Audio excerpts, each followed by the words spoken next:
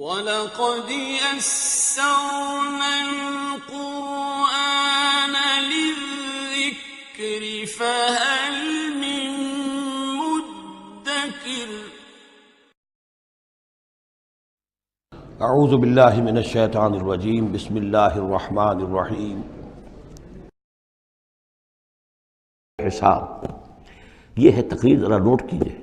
وَيَا قَوْمِ مَا لِي أَدْعُوكُمْ إِلَى النَّجَاةِ وَتَدْعُونَنِي إِلَى النَّارِ، اور میری قوم کے لوگوں، کیا تم سوچو مجھے کیا ہے، میں تمہیں پکار رہا ہوں نجات کی طرف اور تم مجھے پکار رہے ہو آگ کی طرف۔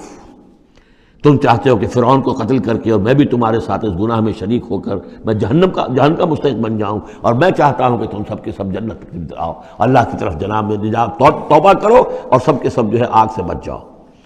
وَيَا قَوْمِ مَا لِي أَدْعُوكُمْ إِلَى النَّجَاةِ وَتَدْعُونَنِي إِلَى النَّارِ تَدْعُونَنِي لِأَكْفُرَ بِاللَّهِ وَأُشْرِكَ بِهِ مَا لَيْسَ لِي بِهِ عِلْمٌ، تم مجھے دعوت دے رہے ہو اس بات کی کہ میں اللہ کا کفر کروں اور شریک کروں ٹھہراؤں اس کے ساتھ جس کے لیے کہ میرے پاس کوئی سند نہیں۔ وَأَنَا أَدْعُوكُمْ إِلَى الْعَزِيزِ الْغَفَّارِ، اور میں تمہیں پکار رہا ہوں، بلا رہا ہوں اس ذات کی طرف کہ جو العزیز ہے، زبردست ہے، الغفار ہے، بخشش کرنے والی۔ لا جرم ان ما تدعوننی الیہ لیس لہ دعوۃ فی الدنیا ولا فی الآخرہ، اس میں کوئی شک نہیں ہے، بلا شائبہ ریب و شک، تم جو مجھے بلا رہے ہو جن کی طرف الیہ،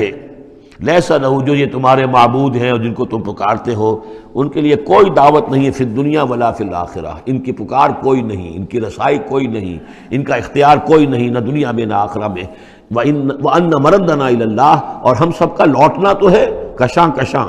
خواہی نہ خواہی اللہ کی طرف۔ وَأَنَّ الْمُسْرِفِينَ هُمْ أَصْحَابُ النَّارِ، اور یقیناً جو حد سے بڑھنے والے، زیادتی کرنے والے ہیں وہی جہنمی ہیں۔ فَسَتَذْكُرُونَ مَا أَقُولُ لَكُمْ، تو عنقریب تم یاد کرو گے جو میں آج تم سے کہہ رہا ہوں۔ تم نے میری بات ماننی نہیں ہے، تم تباہی کو دعوت دے رہے ہو، تم یہ جیسے بعد میں ہوا، تم جاؤ گے، کوشش کرو گے، موسیٰ اور ان کی قوم کا پیچھا کرو گے، تباہی ہوگی، اور جب تم غرق ہوگے تب تمہیں میری بات یاد آئے گی۔ فَسَتَذْكُرُونَ مَا أَقُولُ لَكُمْ، جو میں تم سے کہہ رہا ہوں ایک وقت آئے گا کہ تم اسے یاد کرو گے۔ وَأُفَوِّضُ أَمْرِي إِلَى اللَّهِ، اور میں تو اپنا معاملہ اللہ کے حوالے کرتا ہوں۔ اب ظاہر بات ہے فرعون کے دربار میں کلمہ حق کہنے کے بعد گویا کہ وہ بھی اب تیار تھے، ہو سکتا ہے انہیں قتل کر دیا جاتا، جیسے سورہ یاسین میں ہے، جس اللہ کے بندے نے وہ قول حق کہا تھا، قِيلَ ادْخُلِ الْجَنَّةَ قَالَ يَا لَيْتَ قَوْمِي يَعْلَمُونَ بِمَا غَفَرَ لِي رَبِّي وَجَعَلَنِي مِنَ الْمُكْرَمِينَ، تو ان کا میں اپنا معاملہ اللہ کے حوالے کرتا ہوں۔ وَأُفَوِّضُ أَمْرِي إِلَى اللَّهِ إِنَّ اللَّهَ بَصِيرٌ بِالْعِبَادِ، اللہ یقیناً اپنے بندوں کو دیکھ رہا ہے، ان کے حالات سے واقف ہے، پھر وہ علی کل شیء قدیر ہے، وہ ہر ظلم سے، ہر زیادتی سے جس کو چاہے بچا سکتا ہے۔ فَوَقَاهُ اللَّهُ سَيِّئَاتِ مَا مَكَرُوا، اب وقع ہو کی ضمیر جو ہے جا تو سکتی ہے اس مومن آل فرعون کی طرف بھی اور حضرت موسیٰ کی طرف بھی، لیکن اکثر حضرات کی رائے یہ ہے کہ یہاں مراد موسیٰ ہے۔ یہ ساری جو بھی ہو رہی تھی تو گویا کہ وہ ریزولوشن کیری نہیں ہو سکا، پھر وہاں وہ فیصلہ نہیں کیا جا سکا۔ ان کی تقریر کا اتنا اثر ہوا مومن آل فرعون کا کہ وہ فرعون کی وہ تجویز وہاں پر ٹرن ڈاؤن ہو گئی، تو بچا لیا اللہ نے ان کی جو بھی چالیں تھیں ان سے حضرت موسیٰ علیہ السلام کو۔ وَحَاقَ بِآلِ فِرْعَوْنَ سُوءُ الْعَذَابِ، اور آل فرعون پر تو وہ برا عذاب پھر ٹوٹ پڑا، لوٹ کے آیا اور اس نے ان کو گھیرے میں لے لیا۔ النَّارُ يُعْرَضُونَ عَلَيْهَا غُدُوًّا وَعَشِيًّا، آگ ہے جس پر وہ پیش کیے جاتے ہیں صبح و شام۔ یہ پھر عذاب قبر کے لیے قرآن مجید میں دوسرا مقام ہے جو دلیل ہے، اس وقت بھی وہ پیش کیے جا رہے ہیں۔ وَيَوْمَ تَقُومُ السَّاعَةُ، اور جس دن کہ قیامت کھڑی ہو جائے گی،